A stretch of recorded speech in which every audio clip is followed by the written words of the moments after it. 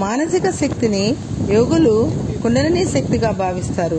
వాసుకి, తక్షకుడు, కాళీయుడు, మణిభద్రుడు, ఐరావతుడు, ధృతరాష్ట్రుడు, కర్కోటకుడు, ధనంజయుడు అనే 8 నాగులు అష్టనాగులుగా గుర్తింపు పొందారు. అనంతుడు, కులికుడు, శంఖపాలుడు, పద్ముడు, మహాపద్ముడు అనే నాగుల్ని కొందరు అష్టనాగుల్లో చేర్చారు. భూమి లోపలి భాగంలో నివసిస్తూ భూసారాన్ని కాపాడే ప్రాణులు నాగులు. వాటిని దేవతలకు ప్రతిరూపాలుగా భావించడం అనాది ఆచారం. నాగుల చవితి నాడు పుట్టను పూజ చేస్తాం. పుట్టమన్ను పవిత్రం, సారవంతం. కుమారస్వామిని సర్పరూపంలో పూజిస్తాం. కార్తీక మాసంలో సూర్యుడు కామానికి, మృత్యువుకి స్థానమైన వృశ్చిక రాశిలో సంచరిస్తాడు కాబట్టి ఆ సమయంలో నాగారాధన వల్ల కామాన్ని, మృత్యువును జయించేటువంటి సిద్ధి కలుగుతుంది. అందుకే కార్తీక మాసం అంతా నాగారాధనకు ప్రత్యేకమైనదిగా చెప్పవచ్చు.